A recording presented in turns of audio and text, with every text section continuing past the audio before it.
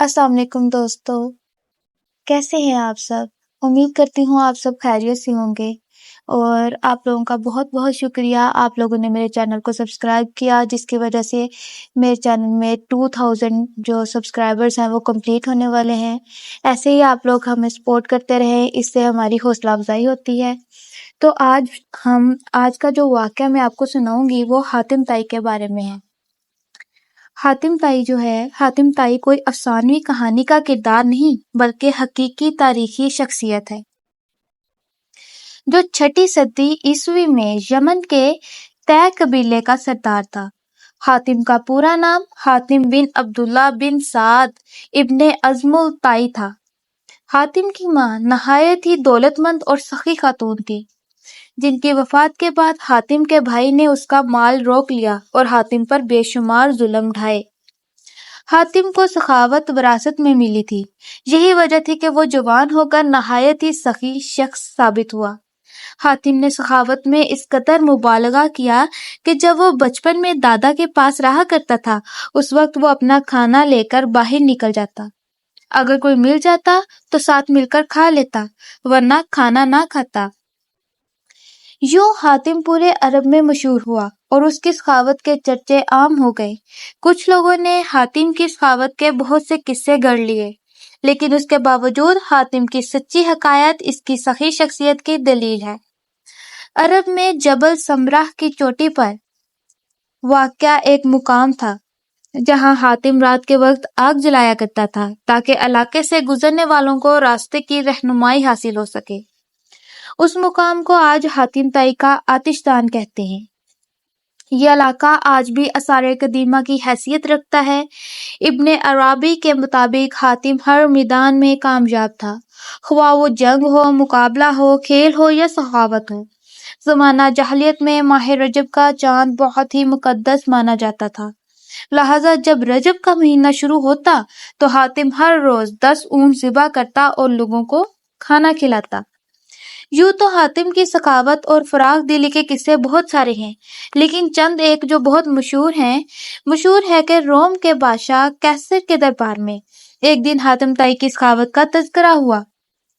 ایک شخص نے بتایا کہ حاتم کے پاس عمدہ نسل کے گھوڑے ہیں جو نہایت ہی خوبصورت ہیں۔ حاتم کی تعریف سن کر بادشاہ نے کہا، جب تک کسی آدمی کو آزمایا نہ جائے اس وقت تک اس کے بارے میں کوئی رائے قائم کرنا عقل کے خلاف ہے۔ بادشاہ نے کہا، جاؤ اور حاتم کی سخاوت کے بارے میں ہمیں معلومات فراہم کرو، اس سے کوئی ایسی چیز طلب کرو جو اس کی نظر میں سب سے زیادہ قیمتی ہے۔ درباری نے کہا کہ حاتم کے لیے سب سے زیادہ عزیز اور قیمتی اس کا تیز رفتار گھوڑا ہے، لہذا بادشاہ نے یہ حکم دیا کہ حاتم سے اس کے گھوڑا مانگو اور میرے پاس لے کر آؤ۔ لہذا وزیر کے درباری کئی منزلیں طے کرتے ہوئے رات کے وقت حاتم طائی کے گھر پہنچے۔ جب وہ وہاں پہنچے تو موسلا دھار بارش ہو رہی تھی۔ ایسے خراب موسم میں گھر سے نکلنا نہایت ہی مشکل تھا، لہذا مہمانوں کے کھانے کا انتظام کرنے کے لیے حاتم نے اپنے گھوڑے کو ہی ذبح کر دیا اور دسترخوان پر لذیذ بنا ہوا گوشت پیش کیا۔ صبح کے وقت جب بارش تھمی تو ان وزیروں نے کہا، ہمارے بادشاہ کے سامنے آپ کے گھوڑے کی بہت تعریف کی گئی ہے، بادشاہ چاہتا ہے آپ اپنا گھوڑا بادشاہ کی خدمت میں بطور نذرانہ پیش کر دیں۔ وزیر کی بات سن کر حاتم نہایت افسوس کے ساتھ کہنے لگا، وہ گھوڑا تو میں نے آپ کو رات میں کھلا دیا۔ وزیر نے کہا، ہمارے بادشاہ کے سامنے آپ کے گھوڑے کی بہت تعریف کی گئی تھی، یہ بات اگر بادشاہ سنے گا تو وہ آپ کی سخاوت کا بھی قائل ہو جائے گا۔ سن 578 عیسوی میں حاتم کی وفات ہوئی۔ حاتم کی وفات کے بعد اس کا بیٹا عادی طے قبیلے کا حاکم بنا۔ وہ 9 ہجری میں مسلمان ہوئے اور ان کے اسلام لانے کا واقعہ بہت ہی مشہور ہے۔ عدی اپنے قوم کے سردار تھے۔ قوم پیداوار اور مال و غنیمت کا 1/4 حصہ ان کی نظر کیا کرتی تھی۔ انہیں مسلمانوں سے سخت دشمنی تھی۔ وہ عیسائی تھے اور وہ اسلام کو عیسائیت کا رقیب سمجھتے تھے۔ سردار ہونے کی وجہ سے نبی صلی اللہ علیہ وسلم کا اقتدار ان کی آنکھوں میں کھٹکتا تھا۔ یمن کے قبیلے طے نے اسلام کے خلاف بغاوت کی۔ حضرت علی ان دنوں یمن کے گورنر تھے۔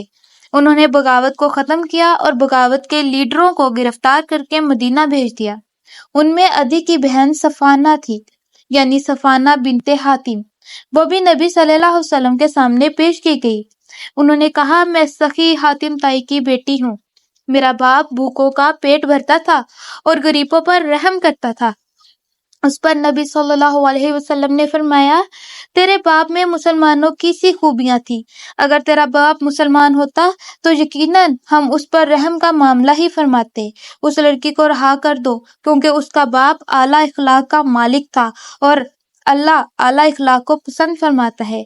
لہٰذا نبی صلی اللہ علیہ وسلم کے اس احسن سلوک سے متاثر ہو کر عدی اور ان کی بہن صفانہ نے بعد میں اسلام قبول کر لیا۔